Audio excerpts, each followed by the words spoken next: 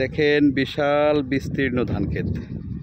হ্যাঁ, মানে কি এখনো ধান কাটা ওইভাবে শুরু হয় নাই। দেখেন শয়ে শয়ে শতাংশ ব্যয় করে ধান চাষ হয়েছে, তার মাঝে কিছু ভুট্টা। হ্যাঁ, এই দেখেন একটা বাঁশঝাড়। হ্যাঁ, অসম্ভব সুন্দর। দেখেন এই ধানটা এখনো পাকে নাই, আর প্রায় 15-20 দিন লেগে যাবে। আর পাশের ধানটা পেকে গেছে। এইদিকে দেখেন, আর এইদিকে দেখেন কি সবুজ সবুজ, আমাকে আসলে খুব আকর্ষণ করে। হ্যাঁ, ঠিক আছে, মনে হয় সবুজের মাঝে হারিয়ে যাই। যাই হোক, এই ন্যাচারাল ভিউ আপনি গ্রামে আসলে পাবেন, এছাড়া পাবেন না। দেখেন এই হলো আমাদের সোনালী ধান।